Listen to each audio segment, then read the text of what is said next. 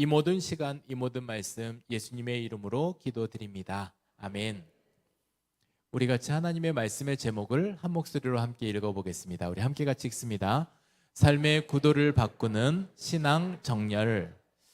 에스겔 45장 1절부터 9절까지의 말씀이 될 텐데, 하나님께서 바벨론 포로로 끌려갔던 이스라엘 백성들에게 회복을 말씀하시면서, 물론 지금도 포로 생활 중이지만 그 가운데에서 앞으로 너희에게 이러한 일들의 회복과 너희도 이러한 마음들을 다해서 이렇게 힘쓰라 라는 말씀들을 기록하고 있습니다.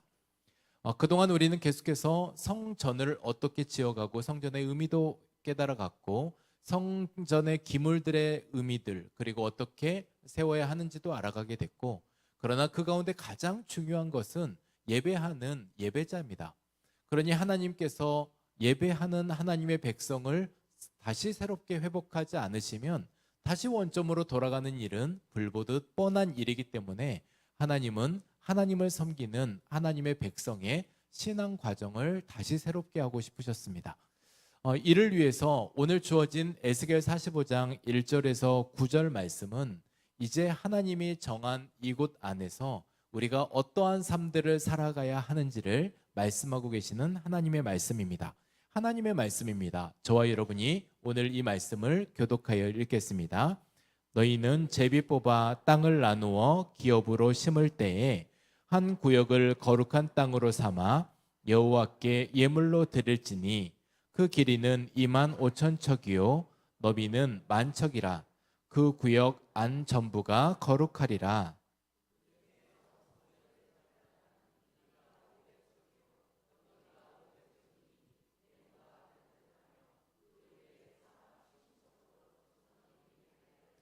이 측량한 가운데에서 길이는 25,000척을 너비는 10,000척을 측량하고 그 안에 성소를 둘지니 지극히 거룩한 곳이요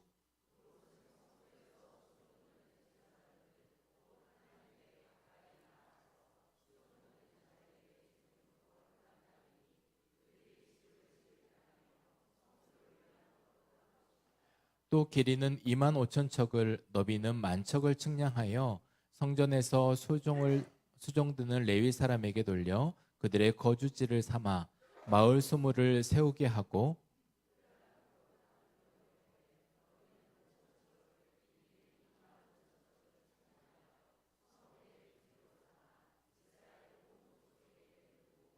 드린 거룩한 구역과 성읍의 기지된 땅의 좌우편 곧 드린 거룩한 구역의 옆과 성읍의 기지 옆의 땅을 왕에게 돌리되 서쪽으로 향하여 서쪽 국경까지와 동쪽으로 향하여 동쪽 국경까지니 그 길이가 구역 하나와 서로 같을지니라.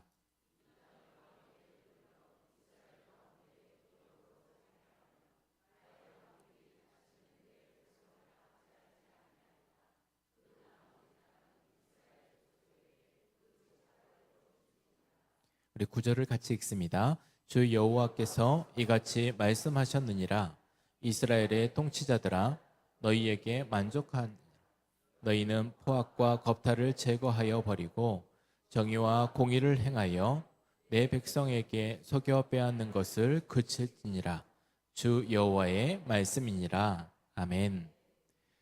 사랑하는 성도 여러분, 우리가 자동차를 관리하고 타다 보면 자동차가 오래돼서 정비소를 가면 정비사를 통해서 듣는 이야기들이 가끔 있습니다. 휠 얼라인먼트를 수리하셔야 합니다. 그러니까 이 얼라인먼트라고 하는 것은 자동차 네 바퀴가 있고 네 바퀴에는 축이 있는데, 이 축이 조금이라도 틀어지면 핸들을 놓고 조금 가보다 보면 점점 한쪽으로 쏠리는 현상들이 있습니다. 근데 그것이 보통 별일 아니고 특별하게 이상이 있는 것 같지 않아서 계속해서 그냥 그대로 두다 보면 나중에 타이어가 한쪽이 마모되기도 하고, 그리고 그것은 단지 잠깐의 어떠한 이렇게 불편함을 뛰어넘어서 나중에 생명을 위협하는 일들까지 생겨나게 됩니다. 그래서 이 모든 일들에 차에 무리가 되고 위험해지는 이 시작은 조금의 축이 이렇게 틀어진 것, 거기에서부터 이러한 일들이 시작되더라라는 거예요. 어찌 보면 오늘 이 자동차에서 중요한 것이 속도도 물론 중요하지만 이 방향을 바로 가게 하기 위해서 이 축을 다시 설정하고 그리고 이 축의 틀어짐을 다시 온전하게 세워가는 일이 참 중요하다라는 이야기들을 같이 나누고 있는 겁니다. 그러면 오늘 우리에게 있어서 방향이 중요한 것은 방향은 곧 생명과 직결되기도 합니다. 역주행을 하면 그야말로 생명의 위협을 받습니다. 나도 다치고 남도 다치는 일입니다. 그래서 우리가 열심히 사는 것도 중요한데 거기에서 더 중요한 게 있다면 바르게 사는 일이 중요합니다. 길로 가는 거죠. 그러니 거기를 우리가 정도라고 한다 그러면 이 길로 가야지만 그 길에서 안전함을 누릴 수 있습니다. 우리가 걸어갈 때는 인도로 가야 되는 것이고 차를 운전하고 갈 때는 차도로 가야 되는 것이고 그 차에서도 우리가 서로 쌍방으로 운행될 수 있도록 이 약속 안에서 가야 되는 길은 정해져 있는 법입니다. 이러한 모든 일들에 있어서 오늘 우리가 오히려 방향을 잘못 가면서 빨리 가는 것은 더 위험한 일 아니겠습니까? 역주행하면서 빨리 달리는 일은 그야말로 생명이 걸리는 일입니다. 제가 작년 일인 걸로 기억하는데 저는 제 길로 간다고 생각을 했었고요. 그런데 한참을 가다 보는데 너무 깜짝 놀랐던 것이 맞은편에서 차가 저를 향해 달려오고 있는 거예요. 그래서 제가 생각하기를 내가 지금 차도를 잘못 진입했나? 아니었습니다. 그 차가 잘못 진입했는데 거기서부터 돌아가는 길이 너무 멀 것 같으니까 차가 없을 때 대충 그 길로 통과해 가려고 통과했던 그 차와 막다른 마주 보면서 차를 멈춰선 적이 있었습니다. 얼마나 놀랬게요. 만약에 그런 일들을 통해서 사고라도 났으면 양쪽 다 생명을 장담하지 못한 일들이 되었을 겁니다. 그러니까 그러한 일들을 통해서 우리가 방향은 좀 바로 알아야 된다라는 말씀이 오늘 말씀에서 우리의 시작이 될 것이고요. 오늘 이 시점에서 하나님께서 우리에게 물어보시는 질문이 있으실 거예요. 너의 삶은 지금 어디로 가고 있느냐? 너의 삶의 중심은 어디에 중심을 두고 가고 있느냐? 혹시 너의 삶의 축은 지금 온전하고 그리고 너의 삶의 축은 바로 되어져 있느냐라고 우리에게 물어보신다면 이 일에 있어서 우리는 어떻게 대답해야 되겠습니까? 오늘 에스겔 45장 말씀은 이미 무너져 내린 바벨론 포로 생활 이후입니다. 여러분, 그들의 삶에 있어서 하나님께서 아직 회복되려면 시간이 꽤 남았는데 왜 벌써부터 시작해서 이 회복의 말씀을 주셨을까요? 두 가지입니다. 한 가지는 포기하지 말고 이 포로 생활 중에도 너희가 소망을 잃지 말고 끝까지 감당하라는 얘기고요. 한 가지는 포로 생활 끝나고 난 다음에 회복이 있을 거니까 그때 돼서 뭔가를 하면 되지. 아닙니다. 하나님께서 원하시는 것은 포로 생활 중에 지금의 상태에서 회복되기를 원하시는 거예요. 그러니 그 시기는 먼 미래에 대한 회복을 지금 말씀해 주시는 게 아니라 오늘 말씀해 주신 이 상태에 그들이 필요한 것이 진단되었다면 그 일이 반드시 회복돼야 된다라는 것을 알려주고 계셨던 겁니다.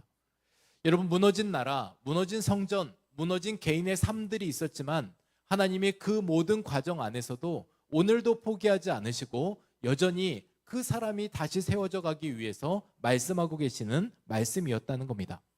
그러면 오늘 이 시간에 이 말씀을 근거해서 삶의 구도를 바꾸는 신앙 정렬, 하나님께서 바벨론 포로 생활로 생활했던 그들에게 있어서 다시 그들이 어떻게 하나님의 백성으로 살아가기를 원하시며 그들에게 필요한 것은 무엇이었는지 오늘 말씀 중에 우리가 함께 정리해가는 시간들을 갖겠습니다. 여러분, 삶의 구도를 바꾸는 신앙 정렬인데 그들의 삶의 구도가 지금까지 다른 곳을 향해 있었습니다. 여러분, 앞서 우리는 이와 비슷한 시기를 애굽의 포로 생활 중이었던 430년의 이스라엘 백성들을 보면서 이 말씀을 좀 참고해 볼 수 있을 것 같습니다. 이 430년이라고 하는 긴 시간 동안에 애굽의 노예 생활을 하고 있는 겁니다. 그들의 노예 생활 이후의 시간들은 그들에게 반드시 필요하고 회복돼야 되는 또 다른 시간들이 필요했습니다. 하나님께서 이스라엘 백성들을 회복해가는 과정들 안에서는 그래서 그들에게 광야의 삶도 필요했고 그 광야의 시간들을 통해 하나님께만 집중하는 훈련, 그리고 하나님의 인도하심을 따르는 훈련, 그리고 하나님의 통치 방식은 어떠하며 하나님의 또한 우리 안에 펼쳐내시는 삶의 애굽의 방식이 아닌 하나님의 방식은 어떠한지를 알려주고 가르쳐 주셨던 겁니다. 거기에 있어서 궁극적인 목적은 뭐였습니까? 출애굽기의 마지막 보면 우리가 알 수 있습니다. 출애굽기의 마지막 부분에 25장부터 40장까지는 꽤 긴 3분의 1의 영역들 안에서 중요하게 다루고 있는 부분들이 뭐냐면 예배입니다. 그러니 오늘 삶의 구도를 바꾸는 신앙 정렬에 가장 먼저 1번 첫 번째는 뭐냐면 예배를 하나님께 다시 정렬해야 합니다. 여러분 오늘 1절 말씀을 통해서 하나님은 이 모든 말씀에 무엇을 우리에게 가장 중요하게 여기시는지를 다시 한번 좀 확인해 보겠습니다. 우리 말씀을 같이 읽습니다. 너희는 제비 뽑아 땅을 나누어 기업으로 삼을 때에 한 구역을 거룩한 땅으로 삼아 여호와께 예물로 드릴지니 그 길이는 25,000척이요 너비는 10,000척이라. 그 구역 안 전부가 거룩하리라. 아멘. 여러분 이렇게 하나님께서 이제 말씀하시는 말씀은 제비 뽑는 방식은 똑같이 두었지만 땅을 분배하는 일에 가장 먼저 뭘 해야 되는지 여호수아 때와 다른 이야기를 하십니다. 여호수아 때는 12지파의 땅을 제비 뽑아 분배했다고만 나옵니다. 그런데 오늘 하나님께서 말씀하시는 것은 앞서 가장 먼저 중요하게 여기셨던 것이 한 구역 거룩한 땅을 미리 선점해서 하나님은 그곳을 미리 정해서 하나님의 땅이다라고 말씀을 하셨던 겁니다. 거기에서 하나님께 예물을 드리고 예배를 드리는 거룩한 처소, 예배의 처소로 그 땅을 삼겠다라고 말씀하셨는데 그 땅의 너비와 그리고 길이가 어느 정도 되냐면 길이는 15km 정도, 너비는 10km 정도라고 하는 그런 길이와 너비로 꽤 큰 그런 땅을 의미하고 있는 부분들입니다. 근데 이러한 부분에서 하나님께서 가장 먼저 말씀하셨고 가장 먼저 우리에게 다시 정렬돼야 되는 것을 의미하셨던 게 뭐냐면 이것이 바로 예배라는 겁니다. 오늘 하나님께서 우리에게 말씀하시는 말씀이 있습니다. 너희가 다시 시작하려면 이것부터 바로 세워라. 너희 삶의 중심에서 예배가 바로 서야 바로 거기에서부터 너의 삶이 정돈되고 정리된다라는 말씀을 하고 계시는 겁니다. 여러분 우리는 마음으로는 그렇게 얘기를 하고 우리가 때로 입술의 고백도 그렇게 얘기를 합니다. 하나님이 저의 인생의 중심이십니다. 그런데 여러분의 삶에 있어서 하나님이 정말 인생의 중심에 계십니까? 우리는 그 모든 일들에 있어서 때로는 자동차 뒷바퀴에 싣고 다니며 어떤 일들이 있으면 그때 정도 한번 써볼까 말까한 자동차 스페어 타이어처럼 하나님 앞에 우리가 그렇게 하나님을 대하고 있지는 않는가라는 질문을 하고 싶습니다.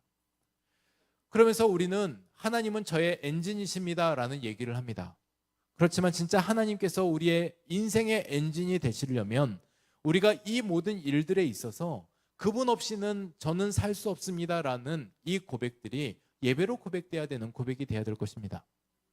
여러분 예배가 뭡니까? 한 주일에 우리 2시간 시간 내서 여기에서 하나님께 같이 찬양하고 기도하고 말씀 듣고 그리고 이 모든 일에 결단하고 이 모든 일들이 예배로 우리가 여겨지지만 우리가 이런 모든 예배의 근본 목적이 있습니다. 예배를 드리는 목적이 있다는 겁니다. 이 예배를 바로 드리는 분들은 이 예배 가운데서 가장 중요한 것을 깨닫고 가셔야 됩니다. 그게 뭐냐면 하나님께서 나의 주인이시다라는 거예요. 여러분 예배는 그거 확인하는 겁니다. 그래서 예배에서 예물을 하나님께 우리가 구별하여 헌금을 드리는 것도 나의 주인께 하나님의 것을 하나님께 구별하여 드린다라는 것이고요. 찬양하는 것도 마찬가지입니다. 하나님께서 내 인생의 주인 되시기 때문에 주인님을 찬양하는 거예요. 여러분 그리고 우리가 나의 한계를 인정하며 한계가 없으시는 하나님 앞에 나아가는 것이 예배라는 겁니다. 그러면 이 예배를 우리가 우리의 중심을 두고 살아가야 되는데 그리하지 못하게 되면 나타나는 현상들이 있습니다. 여러분 우리가 예배 한 번 빠진다고 사람 죽습니까? 하나님이 그 정도 치사한 분은 아닙니다. 여러분 우리가 예배 한 번 빠진다고 해서 그걸로 하나님께서 철퇴를 내리셔서 사고를 맞게 하신다든지 아니면은 그 일을 통해서 우리가 재산을 빼앗아 가신다든지 뭐 그런 일들이 눈앞에서 당장의 일로 펼쳐지지가 않습니다. 사실 그게 그렇지 않다 보니까 우리가 예배를 빠지는 것도 때로는 우리가 그런 경각심이 없는 것도 있는 것 같긴 합니다. 근데 여러분, 그런 모든 일들에 있어서 우리가 기도 며칠 못한다고 우리가 숨이 안 쉬어지십니까? 여러분, 내가 기도를 안 했더니 숨이 가파로 오르고, 기도를 안 했더니 속이 너무 답답하고, 기도를 안 했더니 갑자기 산소 마스크를 써야 될 것 같고 막 그랬던 적이 여러분 있으십니까? 며칠 기도 안 한다고 해서 그런 증상이 일어나신 분들은 정말 하나님과 가까운 분들이십니다. 그러니 이러한 모든 일들이 우리에게 며칠 기도 안 한다고 해서 쉽사리 나타나는 증상은 아닐 수 있다는 거예요. 그런데 여러분, 이런 모든 일들을 통해서 우리가 아는 바가 있습니다. 점점 기도하기 싫어지고, 예배가 한 번 빠지고 두 번 빠지면 세 번 빠지는 거는 더 쉬워지고요. 세 번 빠지다 보면 이제 점점 우리가 하나님과 거리가 멀어지는 것을 이제 실감하시게 될 겁니다.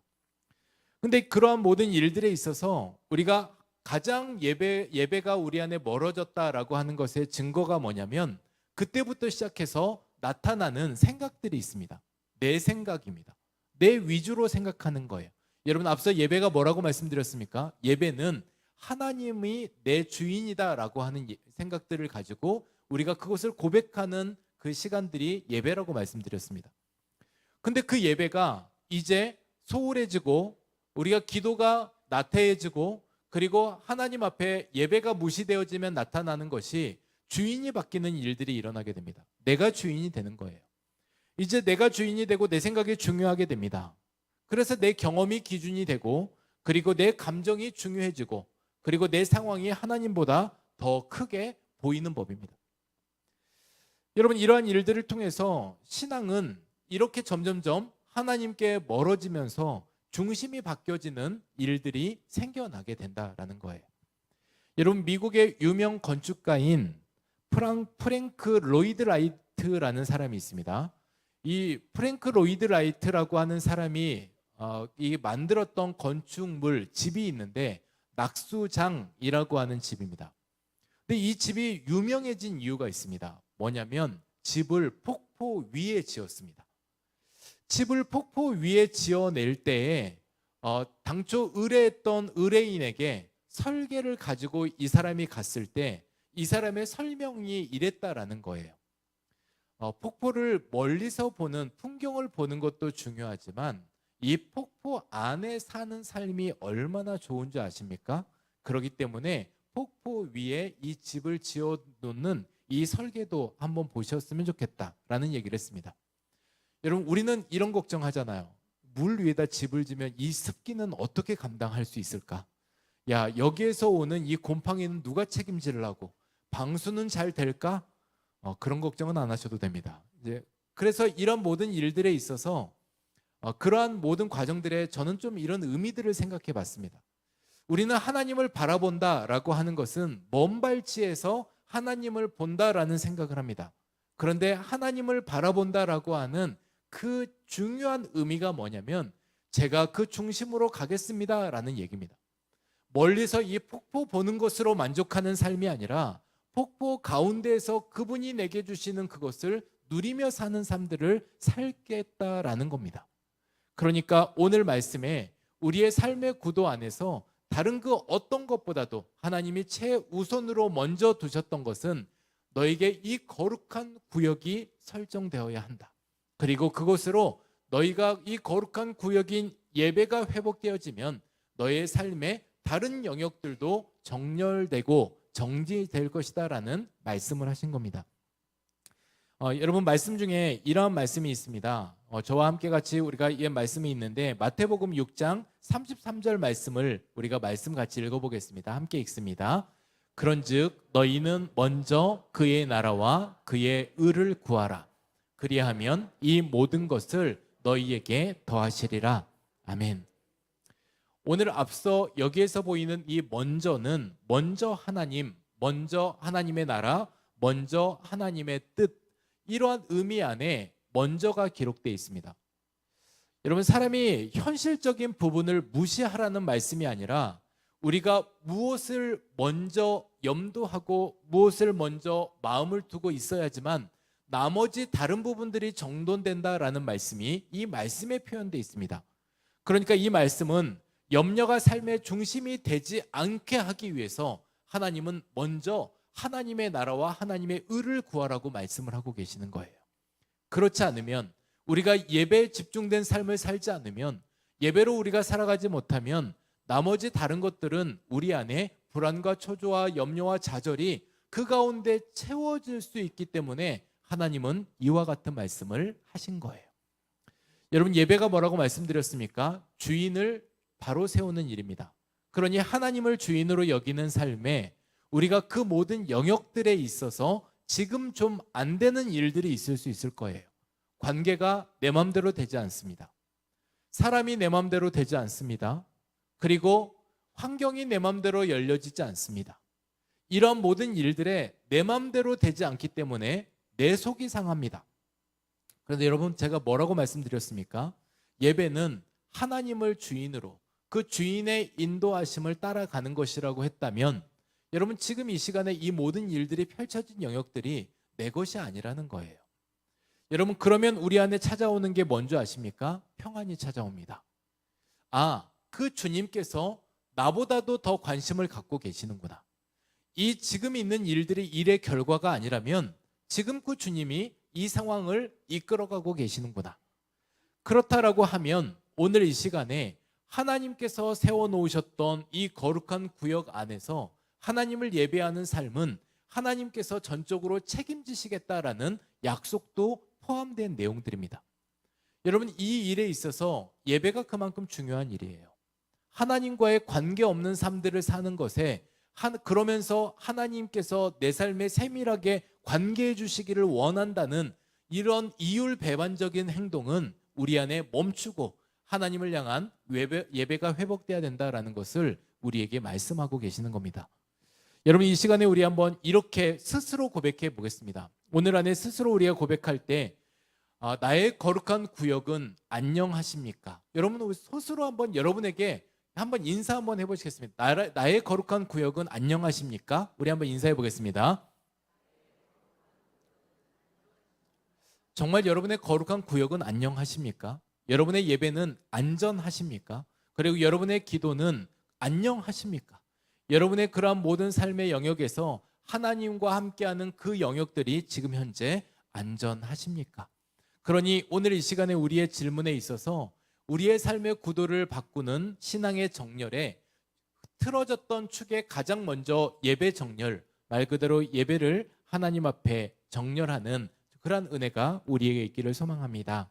여러분, 두 번째는 우리가 삶의 구도를 바꾸는 신앙 정렬에 삶의 방식을 하나님께 정렬하는 겁니다. 하나님께서는 애굽의 통치 방식이 아닌 하나님의 통치 방식을 세밀하게 섬세하게 가르쳐 주셨습니다. 마찬가지로 하나님은 바벨론의 통치 방식이 아니고 세상의 통치 방식이 아니라 하나님 나라 삶의 방식으로 하나님은 그렇게 다시 이들에게 가르쳐 주기를 원하셨습니다. 6절부터 9절까지는 그래서 하나님께서 너희가 세상 방식대로 그렇게 하지 말고 세상의 힘의 논리에 지배되지 말고 하나님의 방식, 하나님의 사람이라면 이렇게 살아야 된다라는 말씀을 지침으로 말씀해 주신 말씀이 기록되어 있습니다. 에스겔 45장 9절 말씀입니다. 저희 다 함께 읽겠습니다. 주 여호와께서 이같이 말씀하셨느니라. 이스라엘의 통치자들아, 너희에게 만족하니라. 너희는 포악과 겁탈을 제거하여 버리고 정의와 공의를 행하여 내 백성에게 속여 빼앗는 것을 그칠지니라. 주 여호와의 말씀이니라. 아멘. 여러분, 앞에서 성소 이야기로 가득 채웠습니다. 근데 갑자기 사람에 대한 이야기를 하시며 사람을 대하는 일에 대한 말씀을 하고 계십니다. 왜 그러냐면 여러분, 우리가 구원은 하나님의 절대적인 그러한 선물로 우리가 구원받았습니다. 이것이 우리 안에 은혜라고 얘기를 합니다. 값없이 받은 선물입니다. 그런데 그것으로 우리가 그냥 모든 일들이 정리되고 마는 것이 아니라 하나님은 구원받은 사람들에게 있어서 구원 이후에 우리가 어떻게 살아야 할지를 말씀하시고 그것을 통해서 우리가 응답하라고 말씀을 하셨습니다. 그것이 우리가 살아가고 있는 이 땅에서의 신앙의 성숙입니다. 여러분, 이 성숙됨이 나타나는 것은 그가 어떠한 태도를 가지고 있느냐, 어떠한 태도로 어떤 일들을 행동했느냐에 따라서 그 사람의 이렇게 마음도 됨됨이도 우리는 알 수 있는 것일 겁니다. 그래서 오늘 하나님께서 말씀하셨던 것은 그들의 삶의 방식이 이제 하나님이 가르쳐 주시는 삶의 방식이 되기를 원하셨습니다. 그것이 뭐냐면 너희의 힘을 가지고 사람을 누르지 말라라는 거예요. 그동안에 가지고 있었던 각자의 힘이 있습니다. 때로는 말의 힘이 있고 때로는 육체의 힘이 있는 분들이 있습니다. 때로는 추진하는 추진력, 그 힘이 있는 분들이 있습니다. 우리가 각자의 힘을 가지고 각자의 은사를 가지고 그것이 내게 힘이 될 때가 있습니다. 근데 그것으로 힘이 없는, 그 은사가 없는, 그리고 그 능력이 없는 사람들을 누르지 말라는 거예요. 그리고 하나님은 너가 가진 것이 정말 내게 받은 선물이었다면 그 선물로 그렇게 공평하고 그리고 그 일을 통해 하나님께 영광이 되는 그 일들을 정의와 공의로 세워가라고 말씀하고 있습니다. 여러분, 이런 모든 일들이 하나님의 백성은 백성답게 살아라. 그러니 하나님의 통치 원리 안에서 그렇게 살아라 라고 말씀해 주셨던 겁니다. 여러분, 우리가 오늘 여기에서 예배를 드리고 있습니다. 이 예배는 잠시 후면 예배가 끝이 날 겁니다. 그러면 우리는 어찌 보면 예배의 의무는 다 할 수 있습니다. 그런데 우리가 하나님께 남겨져 있는 삶의 예배가 남겨져 있습니다. 그것도 하나님은 예배라고 말씀하셨다면 거기에서부터 진짜 시작이 시작됩니다. 여기에서 끝나는 예배가 삶에서 다시 시작이 된다라는 말씀입니다. 그러면 그 모든 일들, 말씀에 기록된 일들은 예배 안에서 일어나는 일이 아니라 예배 이후의 삶 안에서 일어나는 일들인데 그 일들이 바로 정리가 되고 정렬이 되어야지만 그것이 신앙의 정렬로 이어진다라는 겁니다. 그러니 예배는 지침 정도로만 끝나는 것이 아니라 그것이 내게 있어서 씨름이 되고 그것이 내게 도전이 되고 갈망이 되고 내가 어떻게 이 일을 그러면 어떻게 하면 좋을까? 내 안에서는 이게 무너졌는데 이 삶의 태도가 무너졌는데 방식이 없는데 나는 다시 어떻게 살아야 하나를 고민하면서 하나님 앞에 해나가는 그러한 정렬들이 필요하다는 말씀입니다. 여러분, 성숙한 신앙은 많이 소유하는 것에 있지 않습니다. 늘 말씀드리지만 성숙한 신앙은 나누는 데 있습니다. 그러니 은사가 많은 사람이 성숙한 신앙인이 아니라 그 가진 은사를 나누는 사람이 성숙한 신앙인이에요. 여러분, 우리가 많은 것으로 자랑하는 사람이 성숙한 신앙인이 아니라 내가 가지고 있는 것으로 하나님께 영광이 되고 다른 사람들을 세워주는 사람이 성숙한 신앙인이라는 겁니다. 우리가 그런 의미 안에서 삶의 방식, 말 그대로 이 부분들이 다시 하나님 앞에 정리되기를 소망합니다. 오늘 세 번째인데요. 오늘 말씀에 없는 본문들을 잠시 언급하고 이제 말씀을 정리하겠습니다. 오늘 말씀에 없는 본문 에스겔 45장 18절부터 25절까지의 뒤 본문을 보면 6월절 이야기가 나옵니다. 여러분, 갑자기 또 왜 6월절 이야기가 나오나 하겠지만 이 6월절의 의미가 있습니다. 하나님께서 1년에 한 번씩 1월 14일 날 6월절을 지키겠습니다. 우리나라로 치면 신정 설날 정도 되겠습니다. 그날 그 날짜를 기록하시면서 하나님께서 말씀하셨던 말씀은 이 6월절은 바로의 손에서 구원받은 날, 너희가 포로 생활에서 이제 자유민이 되어진 날, 죄의 사슬을 끊고 이제 하나님 앞에 구원의 여정으로 향해 가는 그 날임을 기억하면서 감사하는 입술의 고백을 표현하는 날이 바로 이 6월절이라는 거예요. 그러면 오늘 우리 안에 정렬돼야 되는 세 번째가 뭐냐면 언어를 하나님께 정렬해야 합니다. 여러분, 마태복음 12장 34절에 보면 하나님이 이와 같은 말씀을 하셨습니다. 예수님께서 이와 같은 말씀하셨는데 말씀 본문으로 같이 읽겠습니다. 독사의 자식들아, 너희는 악하니 어떻게 선한 말을 할 수 있느냐? 이는 마음에 가득한 것을 입으로 말함이라. 아멘. 여러분, 우리의 입술은 마음의 계기판이에요. 그러니까요, 여러분, 우리가 마음에 있는 것이 입술로 나오게 돼 있습니다. 우리가 아무리 입을 조심한다고 해도 마음에 있는 게 입 밖으로 튀어나오게 돼 있습니다. 그 시기의 차이일 뿐이지 언제든지 우리는 그럴 수 있습니다. 여러분, 생각이 정렬되어 있는 사람이 그 생각을 통해서 언어가 나오게 되어 있습니다. 그런데 그 생각하고 있는 그 바가 마찬가지로 입으로 나올 수 있습니다. 오늘 예수님께서 하셨던 말씀입니다. 이 독사의 자식들아, 너희는 악하니 어떻게 선한 말을 할 수 있겠냐? 그러니 너희 마음과 생각이 정돈되지 않았는데 어떻게 그 입에 그렇게 정리된 말이 나올 수 있겠냐라는 도전의 말씀을 하고 계시는 거예요.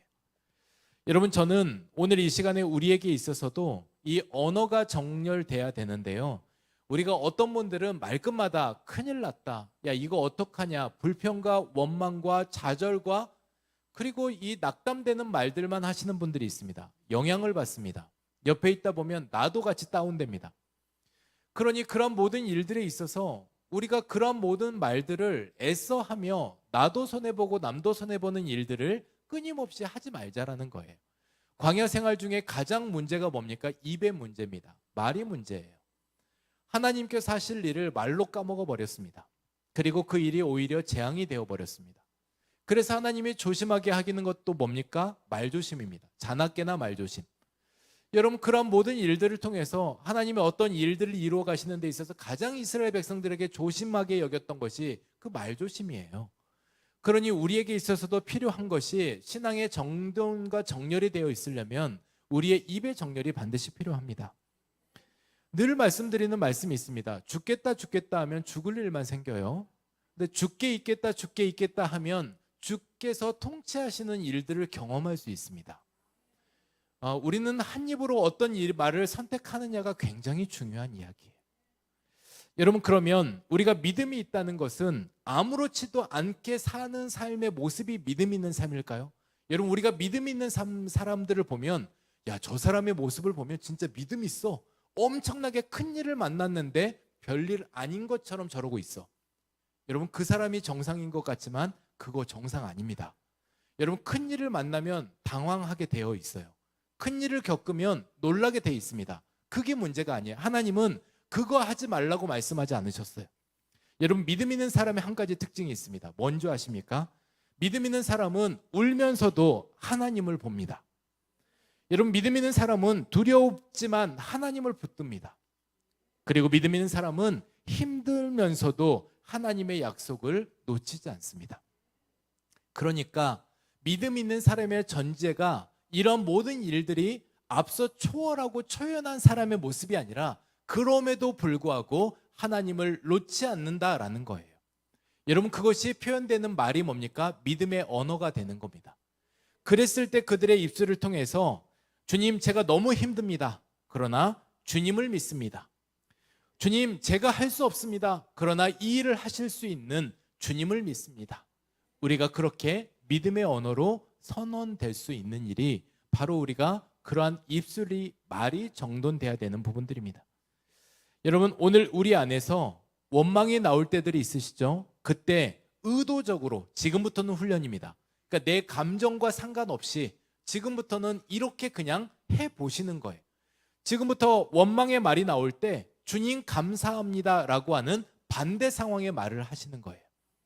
여러분, 불신의 말이 나올 때 내가 다 납득되고 이해돼서 설명되어서 말이 내 고백이 나오는 게 아니라 주의 약속을 믿습니다 라고 고백하시는 겁니다. 누군가가 판단하고 싶어질 때, 누구를 판단하고 싶어질 때 주님, 그 사람을 불쌍히 여겨주세요 라고 기도하는 겁니다. 여러분, 내가 무너질 것 같은 때들이 있습니다. 그때, 바로 그때 주님, 제가 주님을 붙들겠습니다 라고 하는 고백을 하는 겁니다. 여러분, 이러한 일들이 별일 아닌 것 같으십니까? 이 말이 우리를 바꾸게 될 것입니다. 여러분께서 고백하시는 이 믿음의 언어, 그러니 하나님께 정렬된 이 말이 관계를 바꾸어 냅니다. 하나님과의 관계를 바꾸어 내고 그렇게 고백하는 여러분의 주변에 다른 관계들이 바뀌어지게 될 것입니다. 그리고 그 관계가 달라지면 이제 삶의 분위기가 달라집니다. 소망이 생기는 거예요. 그러니까 오늘 우리가 말부터 시작하는 일이지만 말이 관계를 달리하고 그 관계가 이제 삶의 분위기를 바꾸어내는 이런 모든 일들에 있어서 우리의 입을 통해서 언어를 하나님께 정렬하는 우리의 삶이 되시기를 소망합니다. 여러분, 하나님이 시작한 우리 신앙 경영에는 반드시 이 모든 일들에 하나님께서 정렬해 가시는 이 정렬 과정들을 통해서 끝까지 최후 승리를 얻기까지 하나님은 그 길을 걷게 하기 원하십니다. 오늘 저와 여러분에게 있어서 예배 정렬, 그리고 삶의 방식 정렬, 그리고 언어의 정렬들을 이루어 가심으로 우리 삶의 가장 중심에 번제단을 놓으셔서 그곳으로 나를 태워서 하나님께 고백하는 그런 영적 의미들을 가지고, 하나님, 제가 여기에서 신앙을 가지고 하나님 오늘 그 가운데서 주를 붙들고 그러한 신앙의 정렬된 모습으로 살아가는, 그렇게 살고자 우리가 또다시 주님 붙들고 나아가는 저와 여러분이 되시기를 주님의 이름으로 축복합니다. 우리 같이 찬양하겠습니다. 우리 함께 찬양할 때 마음의 예배, 찬양, 오늘 우리가 같이 함께 할 때 하나님, 오늘 우리가 이 찬양의 열기 모두 끝나고 주님 앞에 나와서 우리가 삶의 예배로 들어갈 때에도 주님, 오늘 우리가 이 말씀들을 기억하면서 오늘 하나님, 우리가 마음의 예배, 삶의 예배, 이 예배가 정렬되어지고, 그리고 하나님 우리의 삶의 방식이 정렬되어지고, 그리고 하나님 앞에 나아가는 우리의 모든 마음과 더불어서 우리의 입술이 정렬되어져서 하나님께 정돈된, 정리된, 그리고 정렬된 믿음의 신앙생활이 되시기를 소망하며 함께 찬양하겠습니다. 우리 찬양하겠습니다. 찬양의 열기 모두 끝나며 주 앞에 나와 더욱 진실한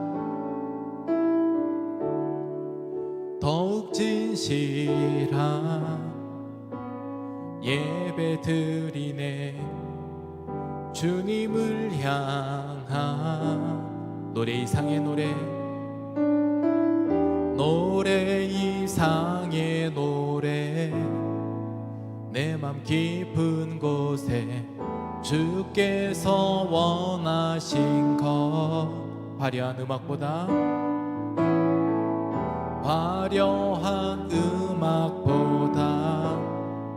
뜻없는 열정보다 중심을 원하시죠. 주님께 드릴 마음의 예배, 주님께 드릴 마음의 예배, 주님을 향한 노래, 중심 잃은 예배 내려놓고 이제 나 돌아와 주님만 예배해요. 우리 다시 한번 찬양하십시다. 찬양의 열기, 찬양의 열기 모두 끝나며 주 앞에 나와 더욱 진실한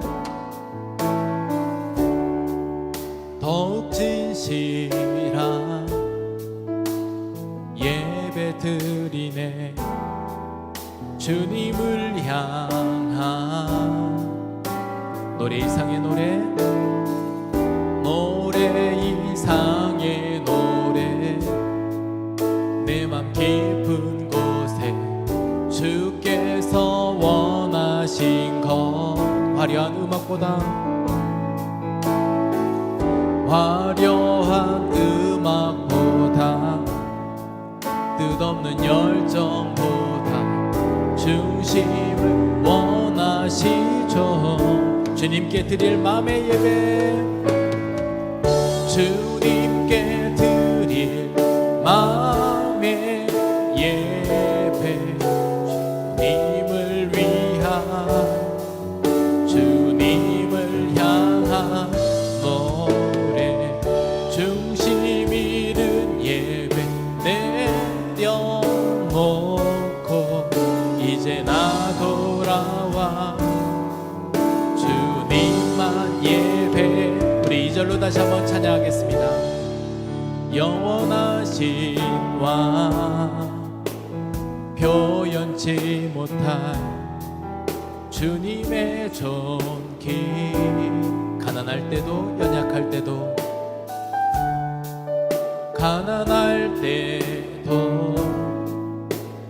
연약할 때도 주의 모든 것, 노래 이상의 노래 이상 맘 깊은 곳에 주께서 원하신 것 화려한 음악보다 음악보다 끝없는 열정보다 중심을 원하시죠. 주님께 드릴 마음의 예배, 주님께 드릴 마음의 예배, 주님을 위한 주님을 향한 노래, 중심 있는 예배 내려놓고 이제 나 돌아와 주님만 예배, 주님께 드릴 맘에 주님께 드릴 마음의 예배, 주님을 위한 주님을 향한 노래, 중심 있는 예배 내려놓고 이제 나 돌아와 주님만 예배해요. 여러분, 이 시간에는 제가 기도하겠습니다. 오늘 여러분의 마음에도 마음의 결단을 가지고 이 시간에 기도하는 이 기도에 함께 동참하여 하나님 앞에 기도하는 시간이 되시기를 소망합니다.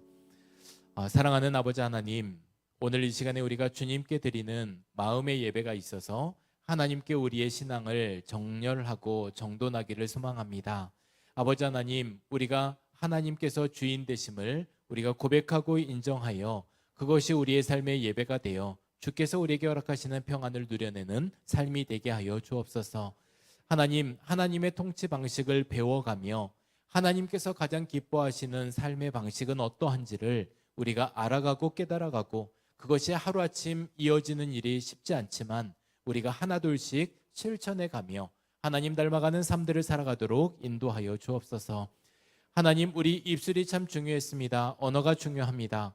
하나님, 우리의 말이 또한 관계를 바꾸고 이 관계를 바꿔지는 것이 우리의 삶의 분위기를 바꿔지게 될 텐데, 주님, 오늘 우리에게 있어서 입술이 변화되어서 입술이 바뀌어서 하나님을 신뢰하는 믿음의 언어, 하나님 우리가 격려의 언어, 감사의 언어로 채워져 가도록 도와주옵소서. 하나님, 이것이 우리 모두에게 있어서 이제 삶의 구도가 바뀌어지는 우리의 신앙 정렬이 되어서 우리가 신앙의 축을 가지고 하나님을 기쁘시게 하는 이 일을 우리가 전진해가고 나아갈 수 있도록 인도하여 주옵소서. 우리의 삶을 이끌어 가시는 우리 주님 감사드리며 예수님의 이름으로 기도드립니다. 아멘.